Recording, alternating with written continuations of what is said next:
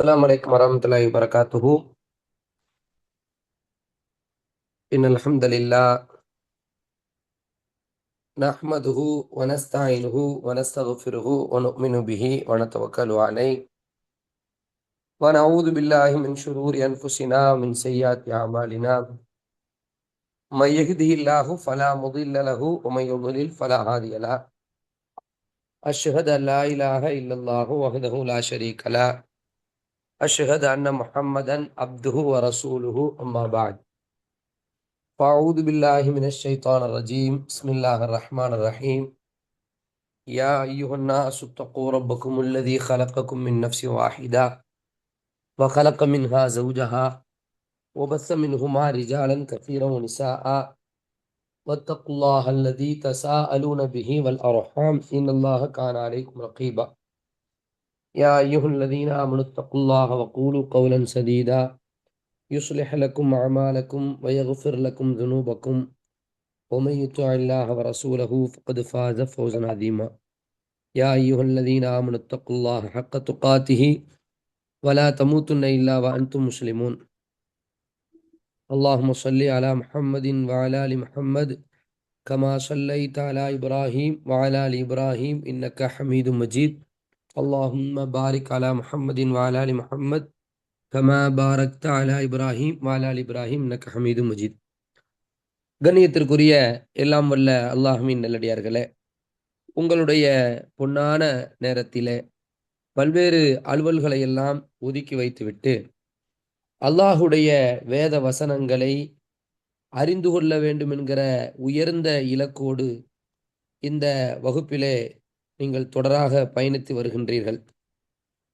அல்லாஹு ரபுல் ஆலமீன் உங்களுடைய நம்முடைய இந்த ஒருங்கிணைப்பாளர்களினுடைய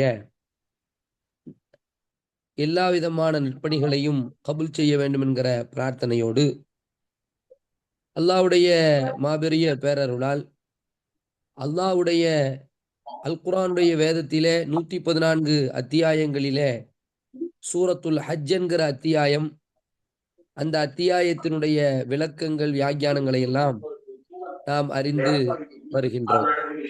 அல்ஹம்துலில்லாஹ். இதுவரையிலுமே நாம் சுமார் 60 வசனங்கள், ஹஜ்ஜினுடைய மொத்தம் 78 வசனங்கள்ல 60 வசனங்களுக்கான விளக்கங்களை நாம் பார்த்திருக்கிறோம். இன்றைக்கு 61வது வசனத்திலிருந்து அதனுடைய தொடர்ச்சியாக நாம சில வசனங்களை பார்க்க போகிறோம். பொதுவாக இந்த வசனங்களை பொறுத்த வரைக்கும் ஒரு பொது கருத்து என்ன சொல்கிறது அப்படின்னு சொன்னா, அல்லாஹ்வுடைய வல்லமைகளை பற்றி தான் பேசுகிறது. அல்லாஹ்வினுடைய வல்லமை ஏற்கனவே இந்த அத்தியாயத்துல நீங்க ஆரம்பத்திலிருந்து கவனிச்சீங்கன்னா படைத்தவனை பற்றி பேசுகிறது. இன்றைக்கு பொதுவாக நாம இந்த ஆட்சியாளர்களை பத்தி எல்லாம் பேசுறோம். இவருடைய திறமை, அவருடைய திறமை அப்படின்லாம் பேசுறோம் இல்லையா? இது பொதுவான ஒரு பண்பாக இருக்கு. இன்னைக்கு தமிழ்நாட்டில் சட்டமன்ற கூட்டம் பரபரப்பா என்ன செய்யுது நடந்திருக்கு. இன்னைக்கு ஆளுங்கட்சியா இருக்கக்கூடிய மைனாரிட்டி தவக அரசு அவங்க என்ன செய்யறாங்க, நம்ம இவங்களை எல்லாம் சேர்த்துக்கிறாங்க. யார அந்த கூட்டணியில உள்ளவங்களெல்லாம் சேர்த்து திமுக சேர்த்து ஒரு மாதிரி ஆக்கி, அப்போ ஒருத்தருக்கு ஒருத்தர் என்ன செய்யறாங்க, புகழ் பாடுறாங்க பொதுவாக என்ன. ஆனா உண்மையிலேயே அந்த புகழ் கூட ஒரு முழுமை பெறாத ஒரு நிலையில தான் இருக்கு. யாரையுமே நம்ம என்ன செய்ய முடியல, கண்ணை மூடிட்டு பின்பற்ற முடியாத அளவுக்கு பல நல்லதுகள் இருக்கும்போது சில கெட்டதுகள் இருக்க மாதிரியே இருக்கு. சில பேர்கிட்ட பல கெட்டது இருக்கு, சில நல்லது இருக்க மாதிரி இருக்கு. ஆனால் தலைவன் என்றும் தலைவி என்றும் அம்மா என்றும் ஐயா என்றும் அல்லது வெவ்வேறு பட்டங்களை எல்லாம் வைத்து பெரியார் என்று, அண்ணா என்று, கலைஞர் என்று, ஏன்னா இப்படி தன்னிகர் இல்லா தலைவர் என்று புகழ்றதெல்லாம் பார்க்கிறோம். அல் குர்ஆனுடைய வசனங்களின் யதார்த்தம் என்னன்னா, மனுஷங்கிற அடிப்படையில அவனுடைய நிலையை அவன் உணர வேண்டும். அவனுடைய நிலை என்றால் இழிநிலை அல்ல. மனிதனுக்கு என்று ஒரு உயர்நிலை இருக்கிறது. சூரத்து தீன் என்கிற அத்தியாயத்தில் இது நீங்க பார்ப்பீங்க. வத்தீனி வஸ்ஸைத்தூன் இருக்குல்ல, அந்த அத்தியாயத்தில் நீங்க பார்க்கலாம். லக்கது ஹலக்கனல் இன்சான ஃபி அஹ்ஸனி தக்வீம். நாம் மனிதனை அழகான அமைப்பில் படைத்தோம். லக்கது ஹலக்கனல் இன்சான ஃபி அஹ்ஸனி தக்வீம் சும்மா ரததுனாஹு அஸ்பல சாஃபிலின். பின்பு அவனே மிகப்பெரிய இழிவை நோக்கி சென்று விடுகிறான் அப்படின்னு அல்லாஹ் சொல்றான். எப்போ இந்த மனுஷன் இழிவை நோக்கி செல்கிறான் என்பதைத்தான் குர்ஆன் பேசுது. எப்போ ஒரு வரையறைக்கு உட்படாத ஒரு வாழ்க்கை வாழ்ந்து தனக்குன்னு ஒரு தலைமை இல்லாத ஒரு நிலையில ஒருவன் வாழ்ந்து, நான் யார் பேச்சையும் கேட்க மாட்டேன் அப்படின்னு சொல்லி வாழ்றது, அல்லது முழுக்க முழுக்க மனசாட்சியை மட்டுமே நம்பி வாழ்றது, நமக்கு மேல ஒரு கைடு இருக்கு, ஒரு கைட் லைன் இருக்கு அப்படிங்கிறத உணரணும். இதை உணர்த்துறதுக்கு தான் அல்லாஹ் என்ன பண்றான்னா, எப்பா நீ எவ்வளவு பெரிய ஞானியாக இருந்தாலுமே, எவ்வளவு பெரிய திறனாளியாக நீ இருந்தாலுமே, விஞ்ஞானியாக நீ இருந்தாலுமே, மெஞ்ஞானியாக நீ இருந்தாலுமே, ஆன்மீகவாதியாக நீ இருந்தாலுமே, நீ யாராக இருந்தாலுமே, உன்னை படைத்த இறைவன் ஒருவன் இருக்கிறான். உன்னை படைக்கிறான நீ எதையெல்லாம் இங்க அனுபவிக்கிற உலகத்துல, முதல்ல உனக்கு ஒரு வாழ்க்கை தேவைப்படுது. உன் உடல்கள் மட்டும் பத்தாது, உனக்கு ஒரு உயிர் தேவைப்படுது. அந்த உயிரை கையாளுறவன் யாரு அப்படிங்கறத நீ விளங்கணும். இத அல்லாஹ் காம்ப்ரமைஸ் இல்லாம, அதாவது எந்த விதமான பின்வாங்குதலும் இல்லாம, எந்த விதமான நெளிவு சுழிவுமே இல்லாம, ஒரு எது அப்படியே ஓப்பனாக அல்லாஹ் என்ன செய்யறான், காம்ப்ரமைஸ் இல்லாம அல்லாஹ் இதை சொல்லிடுறான். இந்த எங்கெல்லாம் வாய்ப்புகள் இருக்குதோ அங்கெல்லாம் பரவலா குர்ஆன்ல நீங்க இதை பாக்குறீங்க. நம்மளே என்ன செய்யறோம், சூரத்துல் ஹஜ்ல நிறைய அல்லாஹ்வுடைய அத்தாட்சிகளை பற்றி, அல்லாஹ்வுடைய வல்லமையை பற்றி, அல்லாஹ்வுடைய ஆளுமைகளை பற்றி இதெல்லாம் இருந்ததை நீங்க என்ன செய்றீங்க, தொடராக பார்த்து வர்றீங்க. சரிங்களா? அதனால இது ஒரு விஷயம். இந்த இடத்துல அல்லாஹ் அதையும் சொல்லி காமிக்கிறான். என்ன சொல்றான், மனுஷனா நீ நீ எவ்வளவு பெரிய திறனாளியாக இருந்தாலும், ஒரு திறன்ல திறன்ல ஒரு பெரிய ஆளா இருந்தாலும், ஆன்மீகத்துல ஒரு பெரிய ஆளா இருந்தாலும், நீ ஏன்னா எது மிஞ்சினாலும் தப்பா போயிருது பாருங்களேன். ஒருத்தனுக்கு அறிவு கூட போகுது, நல்லா படிக்கிறான், படிச்சுட்டு ஒரு கட்டத்துல படிப்பை பெரிதாக, அவன் ஆளுமையை பெரிதாக, அவன் திறமையை பெரிதாக, இப்படியே அவன் கருதி கருதி கருதி என்னவாயிடுறான் அப்படின்னு சொன்னா, ஒரு கட்டத்துல அவன் இறைவனுக்கு எதிரான வார்த்தைகளை எல்லாம் உபயோகப்படுத்துறான். இதுக்கு விஞ்ஞானிகள் பெரும்பாலும் சாட்சிகளா இருக்காங்க. நல்ல விஞ்ஞானி இறைவனை கண்டுபிடிக்கக்கூடிய வகையில வந்துடுறாங்க.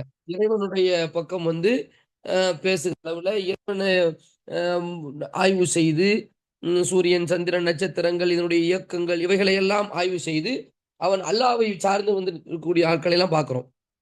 ஆனால் அந்த விஞ்ஞானத்திலையும் கூட அவன் ஒரு ஸ்டடி இல்லாம, ஸ்டடி மைண்டடா இல்ல ஸ்டாண்டர்ட் இல்லாம போகும்போது பிரச்சனை ஆகி போயிடுது. அதே மாதிரி ஆன்மீகத்திலயும் அந்த பிரச்சனை வரும். ஒரு கட்டத்துல ஒரு கூட்டம் சொல்லு பேச்செல்லாம் கேட்கிற மாதிரி ஒரு கூட்டம் அவன் என்ன செய்யறான் அப்படின்னு சொன்னா, சொல் பேச்செல்லாம் கேட்கிற மாதிரி ஒரு கூட்டம் வந்தா, அவன் ஆன்மீகத்துல பெரிய சாமியாராக, பெரிய மடாதிபதியாக, தன்னை பெரிய ஆளாக கருதி தான் தான் சாமினே உணரக்கூடிய ஒரு நிலையெல்லாம் என்ன செய்யுது இருக்கிறத பாக்குறீங்க. அப்ப மனுஷனுக்கு அப்பப்ப என்ன செய்ய வேண்டியது இருக்குது, ஞாபகப்படுத்த வேண்டியது இருக்கிறது. அதனாலேயே அல்லாஹ் என்ன பண்றான், பல நேரங்கள்ல தன்னுடைய ஆளுமையை பற்றி, தன்னுடைய அந்த படைப்பின் திறனை பற்றி, அல்லாஹுடைய வல்லமைகளை பற்றி அல்லாஹ் சொல்லி காட்டிக்கிட்டே இருக்கிறான். அப்படிதான் இந்த வசனம் பாருங்க இது வல்லமை பற்றி வருது, தௌஹீதை பற்றி, ஏகத்துவம், அல்லாஹ் எப்படி ஓரிரை கொள்கை விஷயத்துல அல்லாஹ் எங்க திரும்ப திரும்ப என்ன செய்கிறான், சுட்டி காண்பிக்கிறான். அது மாதிரி மனிதனுடைய வாழ்வு முறைகளை பற்றி அல்லாஹ் பேசுறான். வாழ்வை அல்லாஹ் அமைச்சு தரதை பத்தியும் அல்லாஹ் ரப்புல் ஆலமீன் வசனங்கள்ல பேசுறான். இணை வைப்பை பற்றியும் என்ன செய்கின்றான், இந்த வசனங்கள்ல பேசுறாங்கிறத நம்ம என்ன செய்யறோம், பார்க்கிறோம். சரிங்களா? ஹைர். அப்ப அந்த தொடர்ச்சியில் 61 இருந்து 69 வரைக்கும் இன்றைக்கு நம்ம பார்க்கலாம். அதுல அல்லாஹ் சொல்றான், ذَلِكَ بِأَنَّ اللَّهَ يُولِجُ اللَّيْلَ فِي النَّهَارِ وَيُولِجُ النَّهَارَ فِي اللَّيْلِ يُولِجُ اللَّيْلَ فِي النَّهَارِ. அல்லாஹ் என்ன பண்றான் அப்படின்னா, அவன்தான் இரவிலே பகலிலே இரவை நுழைக்கிறான், இரவில் பகலை நுழைக்கிறான் அப்படின்னு அல்லாஹ் சொல்றான். இது நம்ம பல நேரங்கள்ல என்ன செஞ்சிருக்கிறோம், நம்ம பார்த்திருக்கிறோம். பல நேரங்கள்ல அல்லாஹுடைய அத்தாட்சி, சூரியன், சந்திரன், நட்சத்திரங்களுடைய இயக்கங்களை எல்லாம் பார்த்திருக்கிறோம். இதை வேற யாருமே செய்ய முடியாதுல்ல. யாராவது சேர்ந்து ஏதாவது ஒரு ஐடியா பண்ணி யோசனை பண்ணி இதுக்கு ஒரு இரவு இவ்வளவு நேரம் இருக்கணும், பகலை இவ்வளவு நேரம் இருக்கணும்னு ஏற்பாடு பண்ண முடியுமா என்று கேட்டால் நிச்சயமாக முடியாது. இந்த யதார்த்தமான மாற்றங்கள் எல்லாம் அல்லா கையில தான் இருக்கு. திடீர்னு இன்னைக்கு இரவாவே போயிட்டு வைங்களேன், யாருமே பேப்பர்ல போடுறான் இருட்டாவே இருந்துச்சு அப்படின்னு போடுறான், பார்க்குறோமா இல்லையா? சூரியனே தெரியாத அளவுக்கு சில நேரம் என்ன செய்யுதுன்னா இருட்டாவே இருக்குன்னா அது செய்தியா மாறிடுது.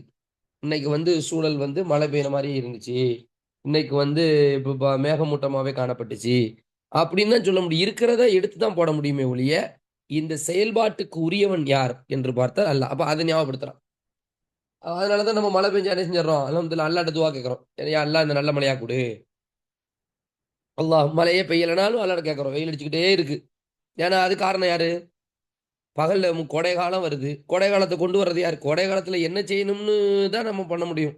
தர்பூசணி சாப்பிடுங்க, கிருணி பழம் சாப்பிடுங்க, வெயில அதிகமா நடமாடாதீங்க, ஏன்னா குளிர்ச்சியான வஸ்துக்களை எடுத்துக்கொள்ளுங்க, இதைத்தான் நம்ம செய்ய முடியும்.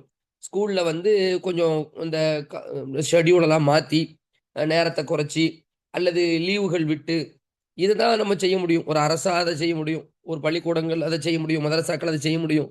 ஆனா என்ன செய்ய முடியாது, இரவே வேண்டாம் எங்களுக்கு, பகல் மட்டும் போதும், நாங்க உங்களை ஆட்சியாளர் ஆக்கிடுறோம் அப்படின்னு சொல்லி ஓட்டு போட்டு ஜெயிக்க வச்சு ஏதாவது செய்ய முடியுமா?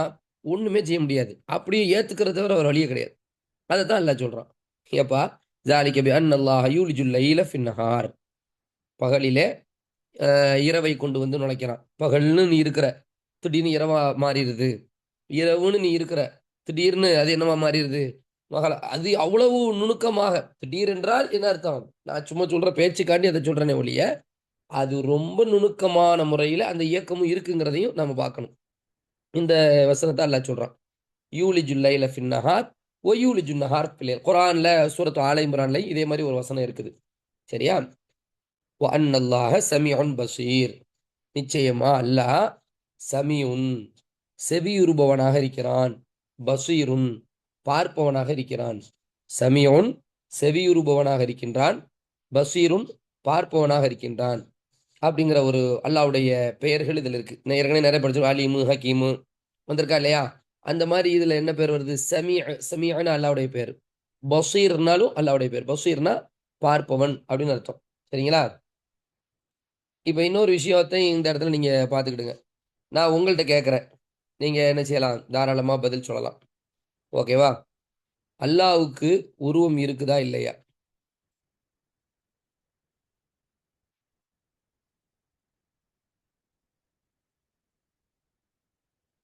நிச்சயமாக இல்ல.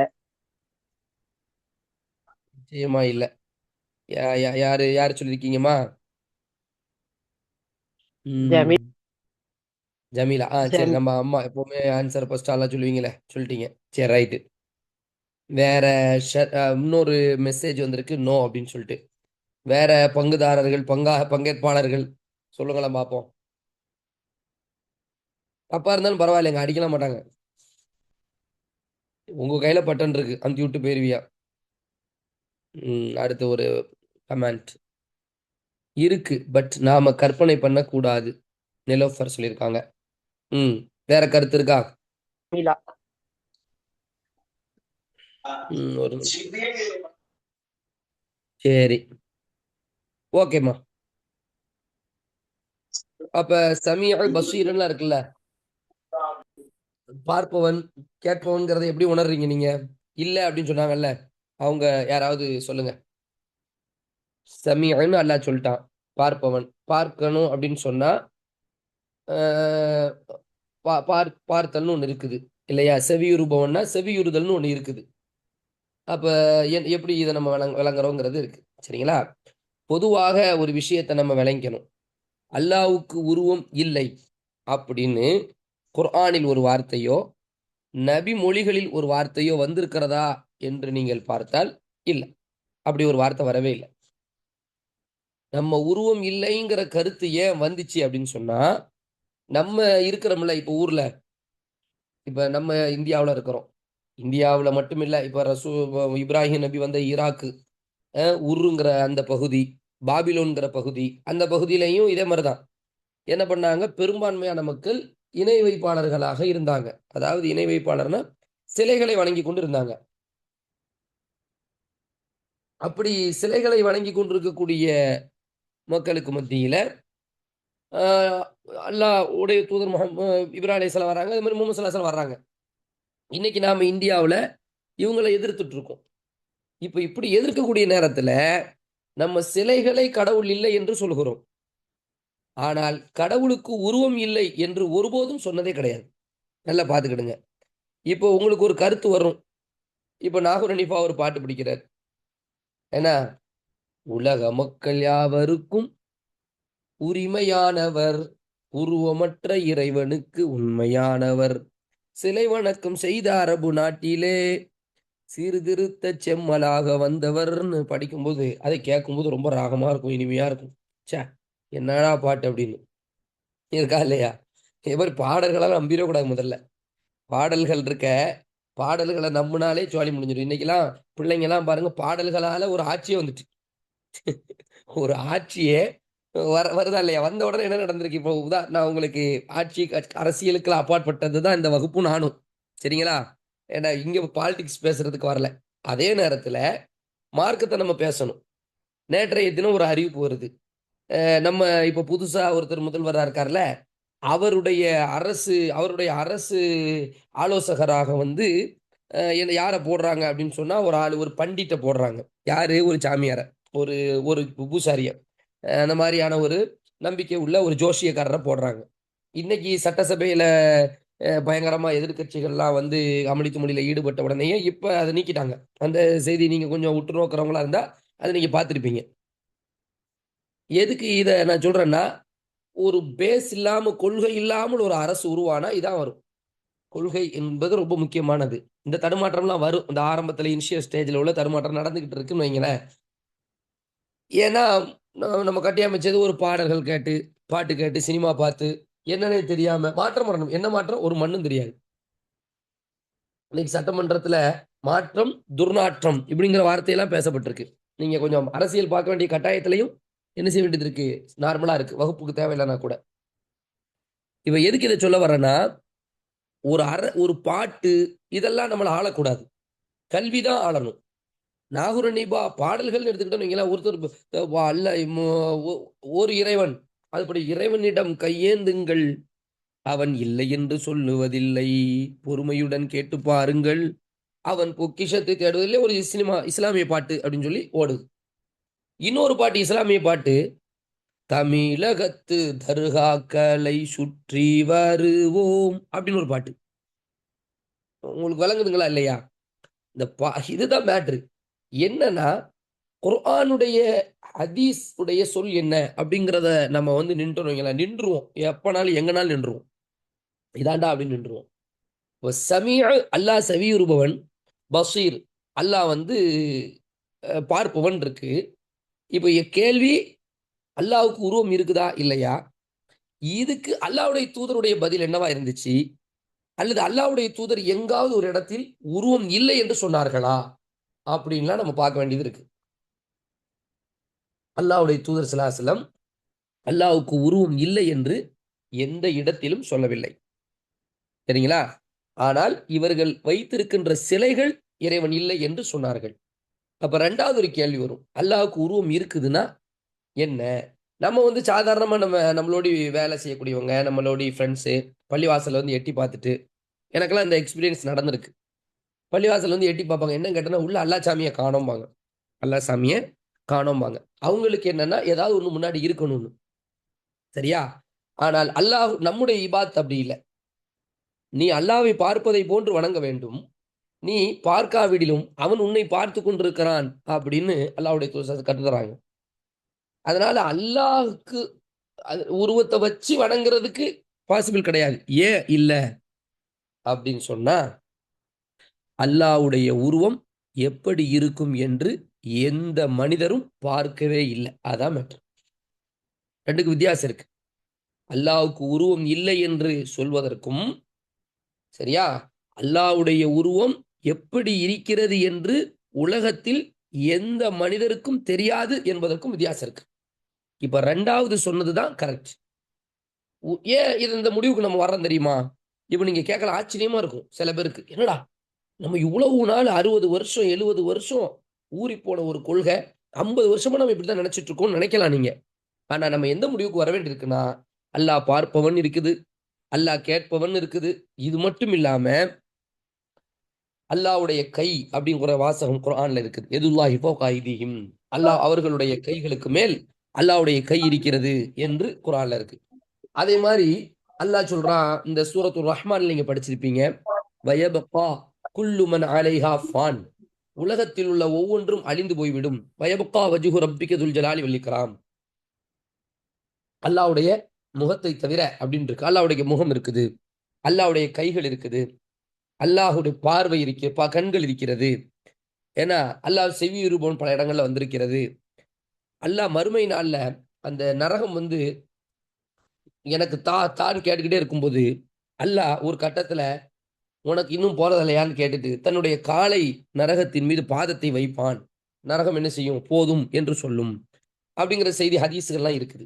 அப்ப அல்லாஹ்வுக்கு கால் இருக்கிறது, கைகள் இருக்கிறது, முகம் இருக்கிறது, கேட்கிறான், பார்க்கிறான். இப்படிலாம் வரக்கூடிய தகவல்கள் அல்லாஹ்வுக்கு உருவம் இருக்கிறது என்று சொல்கிறது. ஆனால் கைஃப, கைஃபியத் எப்படி என்று நமக்கு தெரியாது. உதாரணம் சொல்லவும் முடியாது. தம்சீல் இல்ல, தக்கீஃபும் இல்ல. நல்ல விளங்கிடுங்க. தம்சீல், தக்கீஃப் இந்த ரெண்டும் செய்யக்கூடாது. எப்படி இருக்கிறது என்று நமக்கு தெரியாது. அதனால நம்மளால உதாரணம் கற்பிக்கவே முடியாது என்பதுதான் யதார்த்தமான கொள்கை என்பதை இந்த நேரத்துல நம்முடைய பாசத்திற்குரிய மாணவ செல்வங்களுக்கு நான் மாணவ கண்மணிகளுக்கு சொல்லிக் கொள்றேன். சரிங்களாமா? இத நம்பர் நீங்க விளங்கி கண்ணுக்கு புலப்படாதவன் அப்படின்னா என்னம்மா? கண்ணுக்கு புலப்படாதவன், அதாவது கண்ணுக்கு தெரியாதவன் அல்லாஹ் சரி, இருக்கிறான். எங்க இருக்குது இப்படி கண்ணுக்கு புலப்படாதவன்? இல்ல, நீங்க சொல்றதுல வச்சு நான் சொல்றேன். அது என்னன்னா, இப்ப நான் வர அடுத்த பாயிண்ட்டுக்கு வந்துடுறேன். கரெக்ட். பொதுவா என்ன எப்படி விளங்கணும்னா, அல்லாஹ் என்ன சொல்றான்? நாளைக்கு மறுமை நாள்ல நீங்கள் அல்லாஹ்வை பார்ப்பீர்களா அப்படின்னு ஒரு கேள்வி வரும்போது அல்லாஹ்வுடைய தூதர் ஸல்லல்லாஹு அலைஹி வஸல்லம் சொல்றாங்க, முழு நிலவுல சந்திரன் நீங்க எப்படி பார்ப்பீங்க? இந்த பௌர்ணமி அன்று சந்திரன் எப்படி பார்ப்பீங்க? அந்த மாதிரி எந்த விதமான தங்கு தடையும் இல்லாம சொர்க்கத்துல அல்லாஹ்வை நீங்கள் பார்ப்பீர்கள் அப்படின்னு சொல்றாங்க. அப்ப கண்களுக்கு அல்லாஹ் புலப்படத்தான் செய்வான். ஆனால் உலகத்துல எந்த மனுஷனாலும் பார்க்க முடியாதுங்கிறதா செய்தி.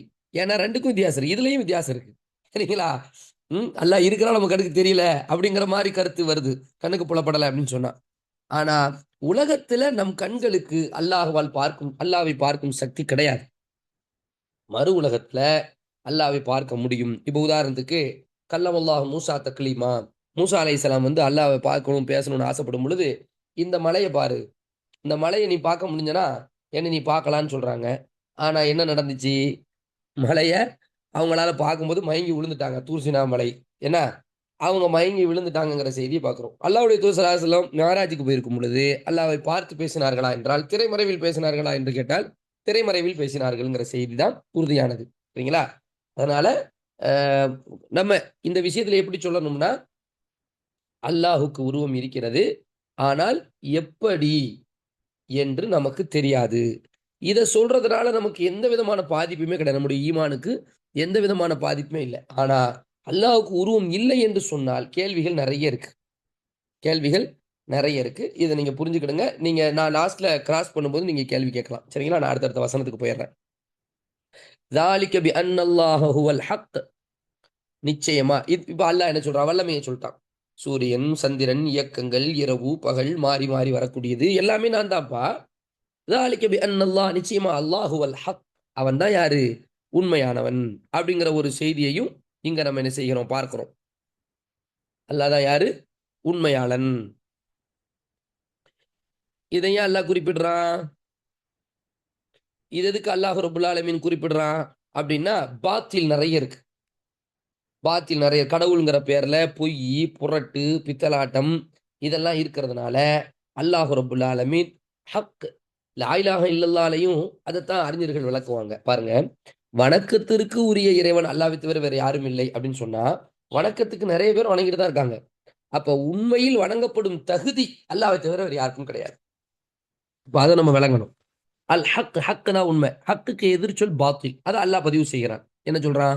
ذَلِكَ بِأَنَّ اللَّهَ هُوَ الْحَقَّ, நிச்சயமாக அல்லாஹ் அவன்தான் உண்மையாளன், அவன்தான் உண்மையாளன்.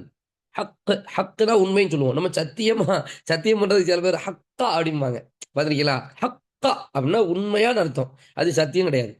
ஹக்குங்கிறதுக்கு சத்தியம்னு அர்த்தம் இல்லை. வல்லாஹி அப்படின்னா சத்தியம், அல்லாஹ் மீது சத்தியம். சத்தியத்தை பொறுத்த வரைக்கும் அல்லாஹ் மீது மட்டும் தான் செய்ய முடியும்.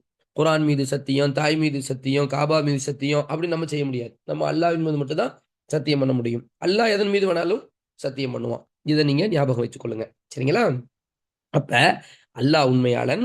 வ அன்னமா யதுஊன மின் தூனிஹி, அவனை அன்றி எவர்களெல்லாம் அழைக்கப்படுகிறார்களோ, அவன் இல்லாம யாரை நீங்க அழைச்சாலும் சரி, ஹுவல் பாத்தில், அது என்னது? அசத்தியம், பொய்யானது. ஹக்குடைய எதிர்ப்பதம் பாத்தில். ஹக்குனா உண்மை, பாத்தில்னா பொய். இதையும் நீங்க என்ன செய்யணும்? கவனத்துல வச்சுக்கொள்ளுங்க. வ அன்னமா யதுஊன மின் தூனிஹி, அவனை அன்றி அழைக்கப்படுவோர் அழைக்கிறார்கள் என்று சொன்னா, அழைக்கிறாங்கல்ல மக்கள். இப்ப இந்த இடத்துல எல்லாரையும் தான் அழைக்கிறாங்களே. இதுல யாராக இருந்தாலும் சரி, நீங்க கடவுள் பெயர், மற்ற மற்ற கடவுள் பெயர்களை சொல்லி அழைக்கக்கூடியவங்களா இருந்தாலும் சரி, சிலைகளை வணங்கக்கூடியவர்களா இருந்தாலும் சரி, இறந்தவர்களை வணங்குறவர்களா இருந்தாலும் சரி, அவுலியாக்கள் என்று சொல்லுகிறவன வணங்கினாலும் சரி, எல்லாமே பாத்தில். அங்கெல்லாம் கேட்கறதுக்கு வாய்ப்பே இல்லை. எது கேட்கணும்? அல்லாஹ் ஒருத்தண்ட கேட்க முடியும். அவன் உதவி கேட்பவர் உண்டா? பாவ மன்னிப்பு கேட்பவர் உண்டா? கேட்பவர் உண்டா? கேளுங்கள், கேளுங்கள், கேளுங்கள் அப்படின்னு அல்லாஹ் சொல்லிட்டு இருக்கும்போது, கவலைப்படாதீர்கள், நான் அருகில் இருக்கிறேன், நான் உங்களோடு இருக்கின்றேன் என்று அல்லாஹ் சொல்லிட்டு இருக்கும் பொழுது, எதுக்கு இங்க பெட்டி சட்டி பெட்டிலாம் தூக்கிட்டு, சட்டி சாமான் சட்டிலாம் தூக்கிட்டு பொட்டல் புதூருக்கும் ஆத்தங்கரப்பள்ளிக்கும் எதுக்கு போகணும்? அதுக்கான அவசியமே இல்லையே. இதை நாம இந்த இடத்துல விளங்கணும். வ அன்னல்லாஹு ஹுவல் அலியுல் கபீர், நிச்சயமா அல்லாஹ் ஹுவ, ஹுவனா அவன் அர்த்தம். ஹுவன்கிறதுக்கு அவன் அர்த்தம். ஹுவ அப்படின்னா அரபுல அவன். அல் அலியு அல் கபீரு, அலியுன். அப்ப அலியுன் ஒரு பேர், ஃபர்ஸ்ட் சமியோன் பசீர் இந்த மாதிரி. இப்ப அலியுன், அலியுன் என்னது? உயர்ந்தவன். கபீர்னா பெரியவன் அர்த்தம், சரிங்களா? அடுத்தது, அலம் தர அன்னல்லாஹ அன்ஸல மினஸ் ஸமாஇ மாஅ ஃபதுஸ்பிஹுல் அர்து முக்தரத்தன் இன்னல்லாஹ லதீஃபுன் கபீர். அப்ப அல்லாஹ் என்ன சொல்றான் அடுத்து? இந்த அல்லாஹ் ரப்புல் ஆலமீனுடைய வல்லமையை பற்றி இங்க மறுபடியும் பேசுறான். 63, 64, 65, 66, 3, 4, 5, 6ல ஃபுல்லா பாத்தீங்க என்ன சொல்றான் பாருங்க. ஃபர்ஸ்ட் வானங்களில், ஃபர்ஸ்ட் வானத்துல இருந்து அல்லாஹ் தண்ணீரை இறக்குறான். அதனால பூமி பசுமை அடையுது. அதனால என்ன செய்யுது? பசுமை அடைஞ்சு வளருது இல்ல. அல்லாஹு தான் வானத்துல இருந்து தண்ணி, வேற யாராலும் அது முடியாது. அதை அல்லாஹ் சொல்லி காண்பிக்கிறான். இன்னல்லாஹ் லத்தீஃபுன் கபீர். இந்த நேர்த்தியான செயல்பாடு, வானத்திலிருந்து அல்லாஹ் தண்ணீர் இறக்குறான்ங்கிறது சமா அப்படின்னு சொன்னாலே அதையும் நீங்க கவனிக்கணும். சமாங்கிறதுக்கு ரெண்டு அர்த்தம். ஒன்று, மேல நம்ம பார்க்கக்கூடிய மேல் மேல் பகுதின்னு சொல்றதுக்கும் சமா சொல்றாங்க. அந்த மாதிரி வானங்கள் அப்படின்னா 7 வானங்கள் இருக்கு. இப்ப நாம 7 வானங்களுக்கெல்லாம் எந்த விஞ்ஞானியும் போகலை இன்னும், சரிங்களா? போக முடியாது. வானங்களுக்குள்ள போகணும்னா மலக்குமார்களுடைய அனுமதி வேணும். நபிமார்கள் போனாங்கன்னா மலக்குமாருடைய அனுமதியோடு அல்லாஹ்வுடைய அழைப்புக்கு இணங்க போனாங்க. எந்த விஞ்ஞானி இன்னும் போகவே முடியாத ஒரு இடம், சரிங்களா? அப்ப வானங்களில் இருந்து அல்லாஹ் மேகத்துல இருந்து அல்லாஹ் என்ன செய்யறான்? தண்ணி இறக்குறாங்கிற செய்தியை தான் அல்லாஹ் இங்க பதிவு செய்கிறான். சரியா? மேகம்னு ஒண்ணு இருக்குது, வானம்னு ஒண்ணு இருக்குது. வானத்திலேயே 7 வானங்கள்னு இருக்குது, சரிங்களா? 7 வானங்கள், அதெல்லாம் மிகப்பெரிய தூரத்துல இதெல்லாம் இருக்குது. அந்த பிரம்மாண்டத்தெல்லாம் நீங்க ரொம்ப நம்ம விளங்கணும். படிச்சா, அது உட்கார்ந்து படிச்சனா போதும், நம்மளை தலையை சுத்துற அளவுக்கு தகவல்கள் அங்க இருக்குது, சரியா? அப்ப அல்லாஹ் ரொம்ப ஷார்ட்டாங்க, மேகம் இங்கன தான் இருக்குது, சரிங்களா? வானத்தை கம்பேர் பண்ணும் பொழுது மேகம் இங்கன தான் இருக்குது. அல்லாஹ் வானத்தில இருந்து அப்படிங்கிற அந்த சொல்லாடல், வானிலிருந்து மேல இருந்து அப்படிங்கிறது தான் இங்க விளங்கணும். யதார்த்தமா எக்ஸாக்டா வானம் அப்படின்னு நீங்க போனீங்கன்னா, அந்த வானங்கள்ல முதல் வானத்துல நபிமார்கள் இருக்கிறாங்க, 2வது வானத்துல உள்ள நபிமார்கள் இருக்கிறாங்க, மலக்குமார்கள் இருக்குது, பெர்மிஷன் தேவைப்படுது, இதெல்லாம் தாண்டி தான் இருக்குது. அதெல்லாம் நம்ம அப்ப அந்த உயரத்துல இன்னைக்கு யாருமே அடையவே இல்லை. அந்த உயரத்தெல்லாம் யாருமே அடையல. அப்போ இங்க இருந்து நீங்க பாக்குற நட்சத்திரம், சந்திரனு, சூரியனு, நட்சத்திரங்களும் அந்தரத்துல தான் தொங்கிக்கிட்டு இருக்கு. அது அல்லாஹ்வுடைய நாட்ட பிரகாரம் அந்தரத்துல அப்படி அப்படியே என்ன செய்யுது? தொங்கிட்டு இருக்குது. அது ஈர்ப்பு விசைகளால் கட்டுப்படுத்தப்பட்டு அது அப்படியே சுத்திட்டு நம்மளே என்ன செய்யறோம், சுத்திட்டு தான் இருக்கோம். அதை பத்தி நான் ரெண்டாவது பேசுறேன். சரிங்களா? ரைட்டு. இப்போ அடுத்து பாருங்க, அடுத்த வசனம். அப்ப இந்த இடத்துல அல்லாவுடைய பேர் என்ன வந்திருக்குன்னா லத்தீஃப்னு வந்திருக்கு. அவன் நுட்பமானவன் வந்திருக்கு. வானத்துல இருந்து தண்ணீர் இறக்குறதா இருந்தாலும் சரி, வானத்தை வந்து மேனேஜ்மெண்ட் பண்றதா இருந்தாலும் சரி, பூமியை மேனேஜ் பண்றதா இருந்தாலும் சரி, நட்சத்திரங்களை மேனேஜ் பண்றதாக இருந்தாலும் சரி, இத்தனை காலகட்டத்துல அவ்வளவு அரசுகள், அவ்வளவு மலக்குமார்களுடைய அந்த செயல்பாடுகள், இத்தனைக்கு மேல ஒவ்வொரு மனுஷனுக்கும் என்ன தேவை இருக்குங்கிறத தெரிஞ்சு தர்றான் பாருங்க. எவ்வளவு நுட்பமானவன் அல்ல. நமக்கு தேவையான உதாரணங்களையும் சொல்றான். ஏன்னா அவன் தகுதிக்கு ஏற்பதான் பேச முடியும் இல்லையா? நான் ஏற்கனவே சொன்ன மாதிரி ஒரு காய்கறி வியாபாரி பேசும் பொழுது அவருடைய தகுதி அதுல தெரியும், அவருடைய அந்த சூழல். அது மாதிரி ஆட்சியாளர்கள் ஒவ்வொரு ஆளுக்குமான அவர்கள் அனுபவிக்கின்ற வார்த்தைகள்ல இருந்து பேசுவாங்க. அல்லாஹ் வந்து பேசுறான்னா ஒட்டுமொத்த உலகம் அவனுக்கு கீழே. அவனுக்கு தெரியும் நட்சத்திரம் எங்க இருக்குது, சந்திரன் எங்க இருக்குது, சூரியன் எங்க இருக்குது. நம்ம தான் இதெல்லாம் வச்ச பேரு, அல்லாஹ் வச்ச பேருன்னு ஒண்ணு இருக்கு. அப்போ அல்லாஹ் என்ன செய்யறான், அதெல்லாம் பார்த்துக்கிட்டு மேனேஜ் பண்றான்ல. அப்ப அவன் சொல்றான், நான் வானத்துல இருந்து தண்ணி இறக்குறேன், நீ பூமியை பாக்குற, அது முஹ்லரா மாறிடுச்சு, பசுமை அடையுது. அப்ப இப்படியான அந்த தொழில்நுட்பங்களை எல்லாம் நான் செய்யறேன், பயங்கரமான வேலைப்பாடுகள். லத்தீஃப், இதனால அல்லாஹ் யாரா இருக்கான், நுட்பமானவன். அப்துல் லத்தீஃப்னு பேர் வைப்பாங்க, பார்த்திருப்பீங்க. அல்லாவுடைய அஸ்மாவுல் ஹுஸ்னா தான் இது. கபீர், நன்கு அறிந்தவன். அலீமு, அதுவும் நன்கு அறிந்தவன், அறிந்தவன் தான். கபீர்னா இன்னும் அறிந்தவன். அல்லாஹ் அந்த அல்லாவுடைய பேர் அது. சரி, அடுத்த வசனத்துல லஹு மாஃபி ஸமாவாத்தி வ மாஃபில் அர்ள், வானங்களில் உள்ளவைகளும் பூமியில் உள்ளவைகளும் அவனுக்கே உரியதாக இருக்கிறது. வ இன்னல்லாஹ லஹுவல் கனியுல் ஹமீத். இன்னல்லாஹ், நிச்சயமா அல்லாஹ் யாரு, லஹுவ, லனா அங்க நிச்சயமான அர்த்தம், ஹுவ தான் வந்திருக்கு மறுபடியும். ஹுவ அல் கனி அல் ஹமீத். அல் கனி அப்படிங்கிறது தேவையற்றவன் தான். சரிங்களா?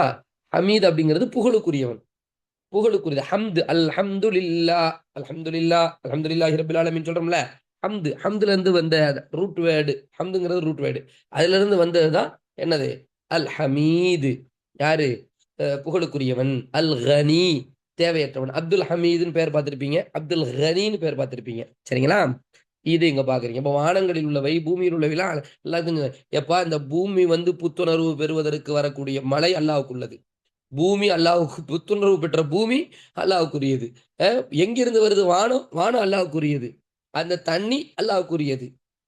எல்லாத்தையும் நம்மளை சிந்திக்க வச்சு, நீ எங்க போற, எங்க போயிருவ, நீ உன்னால எங்கேயா போக முடியுமா அப்படிங்கிறதையும் அல்லாஹ் என்ன செய்யறான் இந்த வசனங்களின் மூலமா.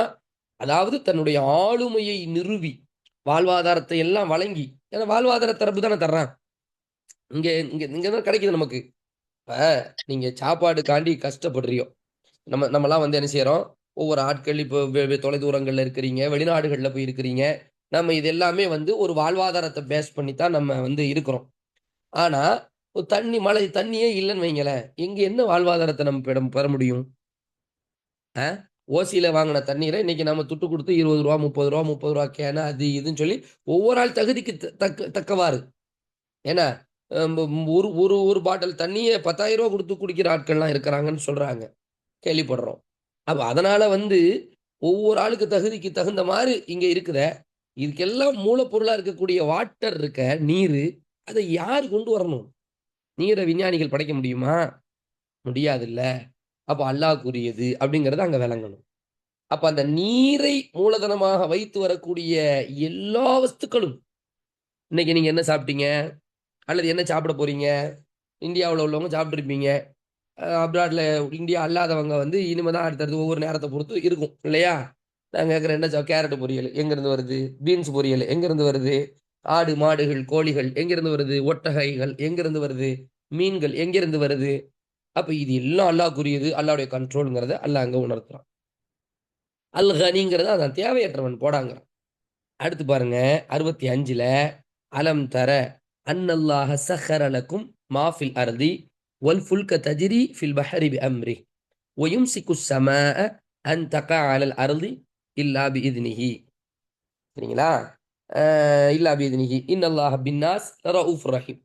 என்னன்னு தெரியல, இன்னைக்கு அல்லாஹ்வுடைய கிருபையால அடுத்தடுத்து வசனங்களை ஒவ்வொன்றிலையா ஃபர்ஸ்ட் சமீஉன் பஷீர்னு அல்லாஹ்வுடைய பேர் வந்துச்சா, சமீஉன் பஷீருன். அடுத்த வசனத்துல வந்து ரெண்டாவது, இன்னைக்கு பார்த்த ரெண்டாவது வசனத்துல அலியுன், கபீருன். அடுத்து 3வது வசனத்துல லத்தீஃபுன் கபீருன். 8 பேர் வந்துருச்சா? அடுத்த வசனத்திலையும் பேர், ஆமா 10. அடுத்தது என்னது? கனியுன் ஹமீதுன். கனியுன் ஹமீதுன் ஒரு பேர் வந்துருச்சு. சுப்ஹான் அல்லாஹ். இன்னைக்கு அல்லாவுடைய பேரா அஸ்மாவுல் ஹுஸ்னாவாவே இருக்குது நிறைய இடத்துல. அதுக்கு மேலேயும் நேற்று உள்ள லாஸ்ட்லையும் அல்லாவுடைய பேர் தான் இருந்துச்சு. அலீமுன் ஹலீமுன் அல்லாவுடைய பேர் வந்துச்சு. நேற்று பாருங்களேன், 59வது வசனத்துல அலீமுன் ஹலீமுன். அது மாதிரி அலிமுன்னா வந்து அறிந்தவன், ஹலிமுன்னா சைபுத்தன்மையுடையவன். 60வது வசனம் அஃபூவுன் கஃபூருன் பாவங்களை மன்னிப்பவன், பாவ மன்னிப்பு வந்து பிழை பொறுக்கிறவன் அப்படின்னு சொல்லி வந்துச்சு. 61ல சமீஉன் பஷீருன் கேட்பவன் பார்ப்பவன். அலியுன் உயர்ந்தவன், கபீருன் பெரியவன், லத்தீஃபுன் நுட்பமானவன், கபீருன் நன்கு அறிந்தவன், கனியுன் தேவையற்றவன், ஹமீதுன் புகழுக்குரியவன். 64ல இப்ப நம்ம பார்த்த வசனம் இன்னும் அர்த்தத்தை சொல்லி முடிக்கல. அந்த அல்லாவுடைய பேரை மட்டும் சொல்றேன் ஃபர்ஸ்ட். ரഊஃபுன் ரஹீமுன். ரഊஃபுன் ரஹீமுன் அல்லாஹ் இரக்கமுள்ளவன். ரஹீமுன்னா நிகரற்ற அன்புடையவனாக இருக்கிறான். ரഊஃப் ரഊஃப் அப்படின்னா இரக்கமுள்ளவனாக இருக்கின்றான். ரஹீம் அப்படின்னா நிகரற்ற அன்புடையவனாக இருக்கின்றான் அப்படிங்கிற ஒரு செய்தி என்ன செய்து இருக்குது. அல்ஹம்துலில்லாஹ். சரியா? இது அல்லாவுடைய பேரு. எந்த வசனத்தை என்ன செய்தி அல்லாஹ் சொல்றான் அப்படிங்கிறத இப்ப நம்ம பார்க்க போறோம். என்ன சொல்றான் பாருங்க.